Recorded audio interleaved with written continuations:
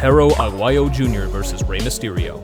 In one of the most tragic incidents in wrestling history, a standard move turned deadly. During a tag team match in the Mexican wrestling promotion AAA on March 20th, 2015, Rey Mysterio and Extreme Tiger faced Perro Aguayo Jr. and Manic. In the early stages of the match, Rey Mysterio delivered a dropkick to Aguayo Jr.'s shoulder. The force of the kick prepared Aguayo Jr. into the ropes. As part of a common lucha libre sequence, Aguayo Jr. was expected to fall against the middle rope to set up Mysterio's signature 619 maneuver. However, the impact caused his head to snap violently against the ropes, resulting in severe neck trauma. The impact broke his neck near the top of his spine, cutting off critical nerves and stopping his heart. It took several moments before anyone realized something was seriously wrong as Aguayo Jr. remained limp on the ropes. At one point, Rey Mysterio broke character to check on him. Ringside medics attempted CPR and Aguayo Jr. was rushed to a nearby hospital where he was pronounced dead. He was 35 years old. The incident was not broadcast on live television, but amateur footage spread across social media and YouTube. It remains one of the only modern wrestling matches where a competitor died during the bout itself. Although not a WWE event, the incident involved Rey Mysterio, one of WWE's most globally recognized talents, and remains closely associated with his career. Steve Austin versus Owen Hart. At WWE SuperSlam 1997, a single mistake during Steve Austin's match with Owen Hart would change the trajectory of both men's careers. Midway through the Intercontinental Championship bout, Hart attempted a seated tombstone piledriver, a move that requires precision execution to avoid injury. Instead of dropping to his knees, which would have protected Austin's head, Hart fell straight to his backside. Austin's head was not properly positioned between Hart's thighs, and the impact drove the top of his skull directly into the mat. The result was a fractured neck and temporary paralysis. Austin lay motionless on the canvas for nearly a full minute before dragging himself across the mat to execute a weak roll-up pin, improvised on the spot to end the match. Although he was able to walk out of the arena under his own power, the damage to his spinal cord was severe.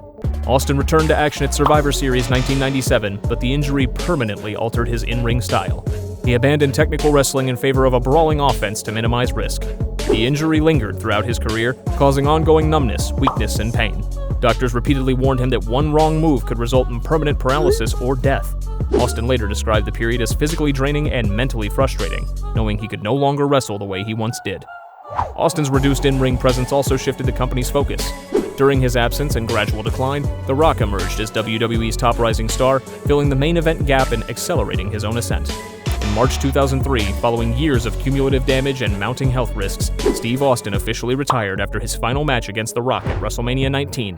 The botched piledriver at SummerSlam 1997 was the beginning of that end. Daniel Bryan versus Randy Orton. A dropkick gone wrong during a 2013 match with Randy Orton didn't just stop the match, it triggered a chain of medical evaluations that would ultimately end Daniel Bryan's career. On the June 17, 2013 episode of Monday Night Raw, Daniel Bryan faced Randy Orton in a no disqualification match. During the bout, Bryan delivered a dropkick in the corner but landed awkwardly on the mat.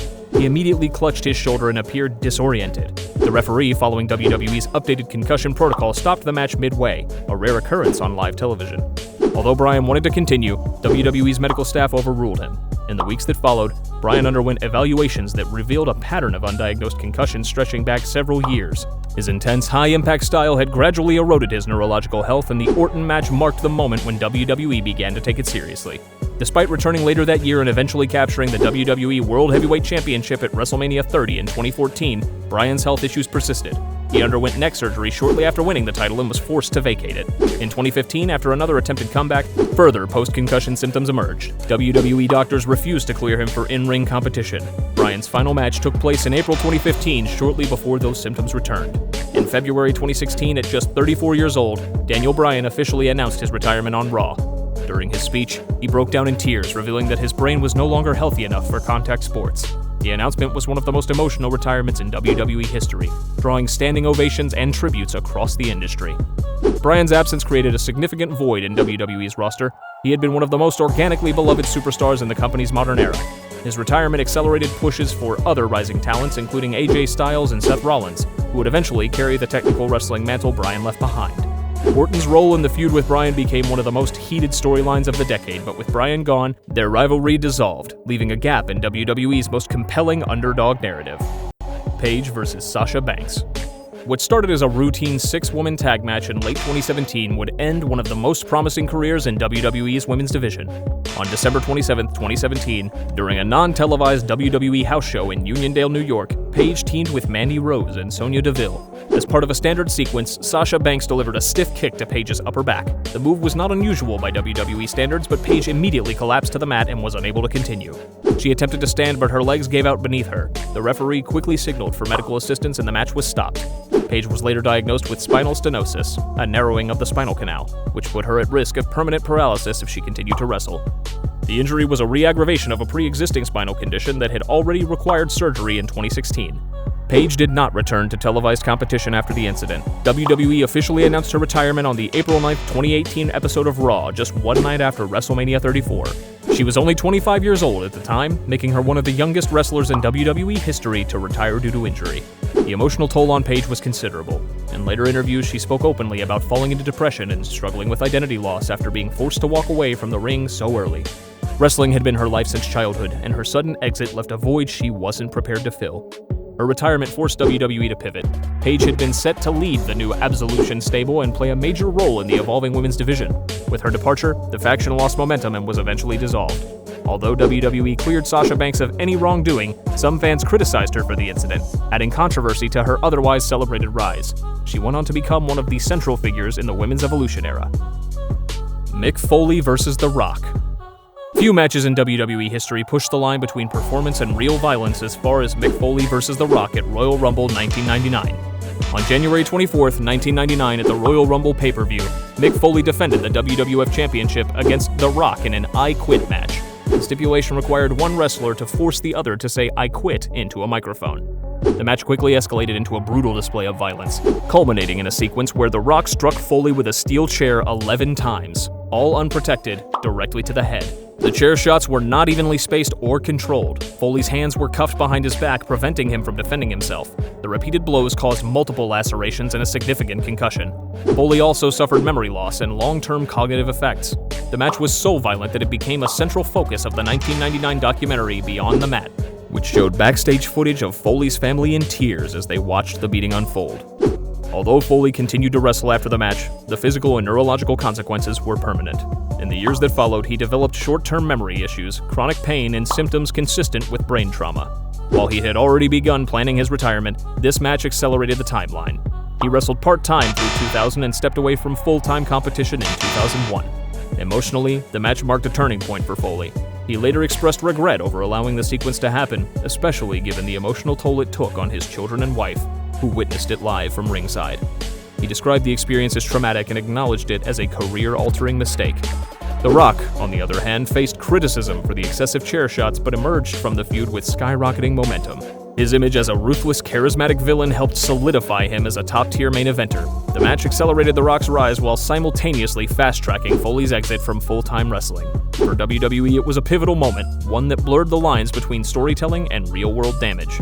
The aftermath contributed to growing conversations backstage about head trauma, eventually influencing WWE's future approach to chair shots and concussion protocols.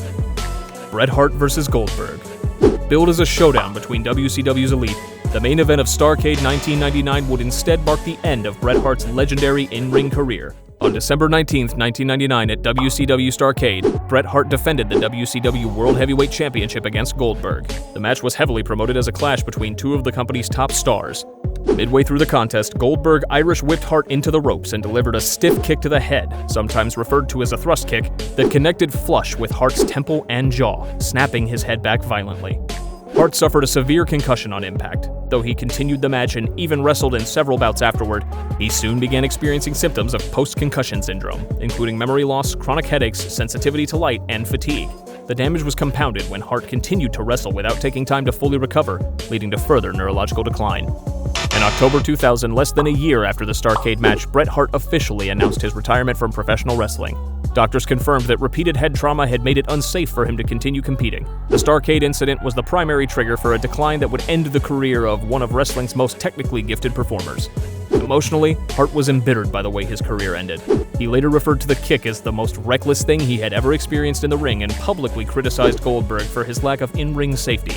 Hart expressed frustration not just with Goldberg, but with WCW's booking and medical protocols, which failed to protect talent during high-risk situations. In the years that followed, Hart also suffered a stroke, a health decline he often linked to the cumulative effects of his in-ring injuries. Hart's departure from wrestling left a void in WCW's credibility at a time when the company was already in steep decline. He had been one of the promotion's few legitimate technical wrestlers and carried significant star power from his WWF legacy. Goldberg, meanwhile, lost momentum amid mounting criticism about his wrestling ability and growing tension with peers backstage. The incident marked a turning point in WCW's downward spiral, symbolizing the company's inability to protect or preserve its top talent. Shawn Michaels versus The Undertaker. At Royal Rumble 1998, a routine landing outside the ring triggered a career-altering injury for Shawn Michaels, one that would end his legendary run for the next 4 years. On January 18, 1998, at the Royal Rumble pay-per-view, Shawn Michaels defended the WWF Championship against The Undertaker in a casket match. Late in the match, Michaels attempted a back body drop onto the casket positioned outside the ring. His lower back struck the casket edge at an awkward angle, sending a visible jolt through his spine. The impact caused 2 herniated discs and crushed a third in his lower back. Michaels managed to finish the match, but the damage was immediate and debilitating. In the weeks that followed, he began experiencing severe pain, numbness in his legs, and difficulty performing basic physical tasks. Doctors diagnosed him with significant spinal compression and advised him to stop wrestling to avoid permanent damage. Shawn Michaels continued to appear on television in the build-up to WrestleMania 14, but only wrestled one more match, the main event against Stone Cold Steve Austin. He wrestled one final match at WrestleMania 14, where he dropped the WWF Championship to Stone Cold Steve Austin. That match would be his final appearance as an active wrestler for over 4 years. In 1998, Michaels stepped away from in-ring competition and underwent spinal fusion surgery shortly after. The emotional impact was complex. Michaels was at the peak of his career, still in his early 30s and a central figure in the Monday Night Wars. While publicly confident, Michaels later admitted he struggled privately with identity loss, addiction, and a deep sense of unfinished business during his absence from the ring. WWE was forced to shift direction in the aftermath. Michaels had been one of the company's most consistent main event performers, and his departure left a creative gap. The timing, however, coincided with the rise of Steve Austin, whose victory at WrestleMania 14 launched the Attitude Era into full motion. The Undertaker stepped into a central creative role, anchoring long-term feuds with Kane and Mankind that kept WWE's main event scene stable during Michaels' absence. Though Michaels would eventually return in 2002, the injury he suffered in this match brought a sudden halt to one of the most dominant runs in wrestling history. Droz versus D'Lo Brown. What began as a routine SmackDown taping in 1999 would become one of the most devastating moments in WWE history. On October 5, 1999, during a WWE SmackDown taping at Nassau Coliseum in New York, D'Lo Brown faced Darren Drozdov, known to fans as Droz, in what appeared to be a standard mid-card match.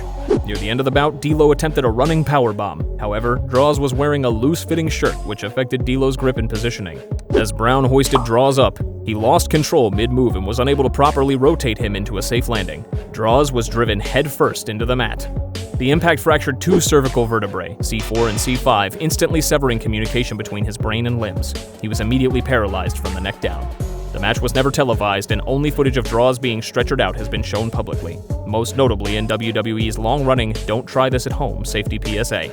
Droz was rushed to a nearby hospital and underwent emergency surgery, but the damage was irreversible.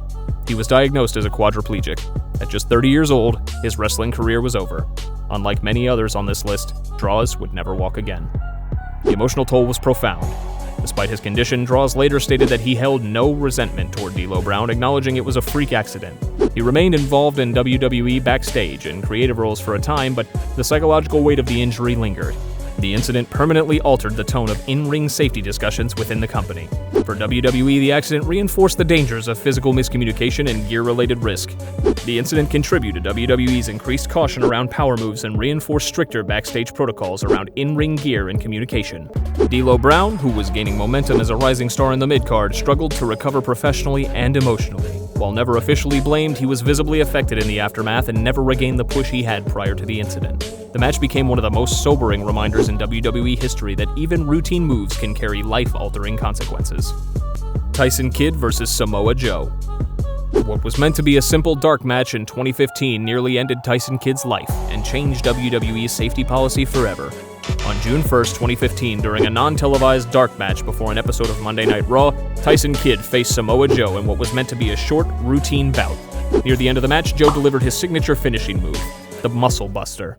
The move involves lifting the opponent into a cradle position before dropping them neck and shoulder first into the mat. This time, the execution went wrong. Kidd landed with the full force of his body weight compressed into the base of his neck. The impact fractured his C1 and C2 vertebrae. the top two bones in the cervical spine. These are the same vertebrae often associated with instant fatality when severely damaged. Kidd later revealed that doctors told him there was a 95% chance of death from the injury he suffered that night and only a 5% chance of surviving without permanent paralysis. Survival without paralysis from a C1-C2 fracture is medically rare, with most cases resulting in instant death or lifelong immobility. Kidd underwent emergency spinal surgery and had 16 staples, 4 screws, and a rod inserted into his neck. The recovery was long and intense, but he survived and retained full motor function, an almost unheard of outcome given the nature of the injury. Still, the damage was career-ending. Though he never received a formal on-screen farewell, Kidd officially stepped away from in-ring competition in 2017. The emotional impact was significant. Kidd later stated that the sudden loss of his in-ring future was one of the hardest experiences of his life. He credited his wife, fellow wrestler Natalya, and his circle of peers with helping him maintain mental stability during the darkest periods of recovery. Though outwardly calm, he admitted that the experience left lasting emotional scars. WWE responded by removing the Muscle Buster from approved movesets for most performers, and Samoa Joe never used the move again in WWE after that night. Kidd transitioned into a producer role within the company where he continued to shape matches behind the scenes. Samoa Joe, though not blamed publicly, carried the weight of the incident, and his WWE push was noticeably slowed in the months following. The match served as a modern example of how quickly one move, even from an experienced performer, can alter two careers forever. Edge vs. Jose Estrada Jr. Edge's televised debut on Monday Night Raw in 1998 was supposed to launch his WWE career. Instead, it nearly ended someone else's. On June 22, 1998, during his in-ring debut on Raw, Edge faced Jose Estrada Jr., a seasoned enhancement talent and member of the Los Boricuas faction. Early in the match, Edge performed a somersault senton over the top rope, a move where the wrestler flips forward while diving onto an opponent outside the ring. Estrada was positioned ringside, awaiting the move, but Edge's leg struck him on top of the head with unexpected force during the descent. Estrada immediately collapsed and began showing signs of serious injury. The referee counted him out, ending the match prematurely. Fans watching live were left confused by the abrupt finish, and it wasn't until replays aired that the incident became clear. Estrada was taken to a local hospital where it was confirmed he had suffered a broken neck. Though he recovered physically over time, the injury effectively ended his wrestling career in WWE. He did not return to in-ring action for the company and quietly disappeared from television shortly thereafter. Emotionally, the incident weighed heavily on Edge. It was supposed to be a milestone, his Raw debut and the beginning of what would become a Hall of Fame career. Instead, it became a moment of crisis. Edge later admitted that he feared the botch would cost him his job before it had even started. WWE, however, continued to support him, and he went on to become one of the most decorated champions in company history. The company never addressed the incident publicly in storyline, and Estrada's role in WWE quietly came to a close.